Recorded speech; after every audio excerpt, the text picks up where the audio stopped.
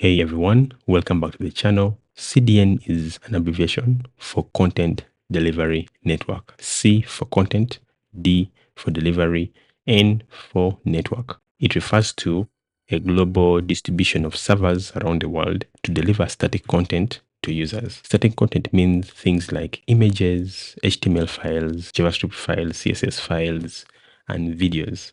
Sometimes you can have dynamic content being served via CDNs like the Amazon CDN. And I want to talk about types of CDNs in this video because right now I'm working on a playlist that covers everything to do with system design, and this is, I think, the 7th or 8th video. So check the link in the playlist to make sure that you understand everything concerning system design. I want to share everything that is necessary for one to be a very good system designer from zero to hero. So look at this image. It shows you a number of servers, and these servers are sending content to the users or to the client. So when you look at these red arrows are pointing from the server, which is the CDN, to the client. So all these are clients closer to that CDN, all these.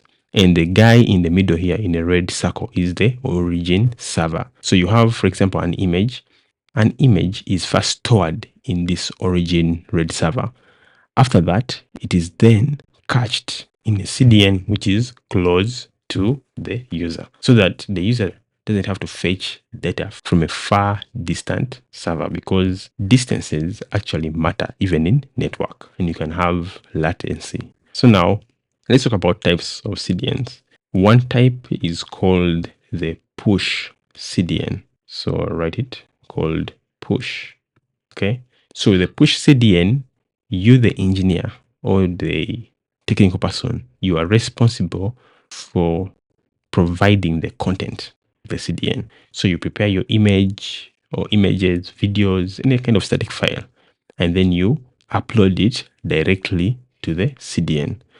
After you've uploaded it to the CDN, you then rewrite any URL that was pointing to the CDN. Why? Because you've made an update.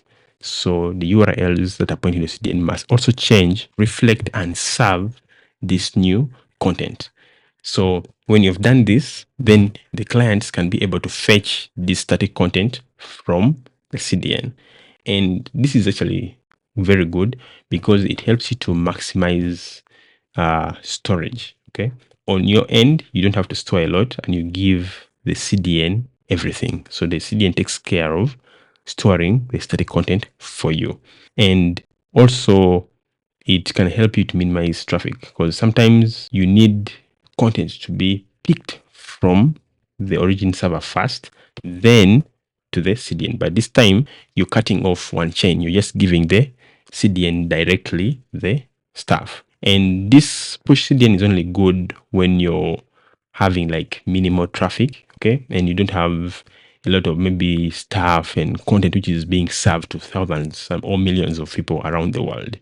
In the event that you need, or you have lots of people who are going to need static content, then you need the other type of CDN called the pull CDN. And I'm going to explain how the pull CDN works. So with pull, instead of you giving the CDN or uploading the static content to the CDN, you instead keep your static content on the server or on your server. Then the CDN will pull, okay, will fetch it from your server, okay, and catch it on its own storage or memory, and it will then serve it to the users. But of course, now you've seen already that the extra step of picking it from your server creates some kind of latency. So you have a little bit of slower traffic, but after that first request, okay, everything works well. So the catching happens when the user makes, not the user, but any user, okay? As long as the first user makes a request for a particular type or kind of static content, it is pulled from the server to the CDN, cached on the CDN, and then served to other users. So usually the first user is the most important one here, who helps us to pick, or helps us to cause the CDN to pick the static content from the origin server cached on the CDN and then given to every other person. So from the second user making the second request to all other users, they'll have it from the CDN.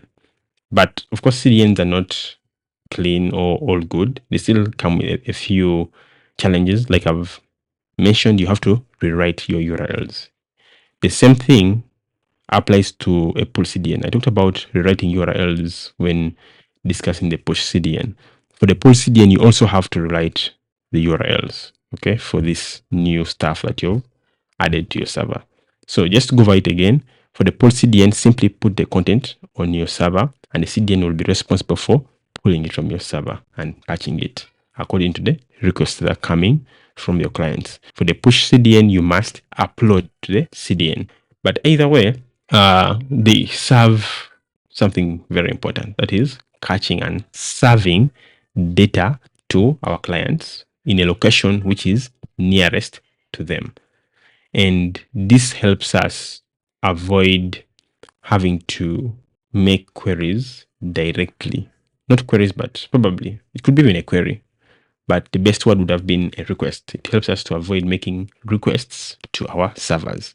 So instead of many requests coming to our servers, those requests are going to the CDNs. And these CDNs are simply servers which are located very close to our clients around the world. Then something else comes to mind concerning caveats of CDNs. The catch that you have on a CDN is controlled by a setting called TTL. And I think I mentioned it in a previous video, but it won't hurt to mention it again because I know some people may be watching this as their first video. But again, I encourage you, if it's your first time watching this video on this channel, please check the playlist so that you watch everything. So the TTL is simply an abbreviation that stands for time to live. And TTL simply mentions the time when we should expire the catch on the CDN or the content on the CDN. So there's a caveat. Imagine the TTL is something like 10 minutes, okay? But then the CDN gets an update of data. Let's just say when you said 10 minutes, okay, your CDN is storing something like a simple image, okay? Simple image saying hi, okay? An emoji saying hi. But then before the 10 minutes expire for the CDN to get new content, the content changes to something like probably instead of hi, you have maybe hello or hey. Remember, when 10 minutes elapse, we should replace hi with hey. But now the 10 minutes have not elapsed. Maybe we're still 5 minutes, okay, into the time. But then the content has changed to hey. And the users are still getting hi instead of hey. That becomes a problem. It means you're going to serve your users stale data, which is not good. But of course, there are ideas and concepts and solutions around this, which I want to discuss probably in the future. So I hope you're enjoying this series on system design. And yeah, keep watching, keep learning. And I'm going to continue going deeper and deeper into these concepts to make sure that you understand everything. And very soon we're going to start designing really, really serious applications. One of them I want to start with is maybe WhatsApp, or generally how to design a chat interface using all the concepts we are learning. So right now we are building the foundations.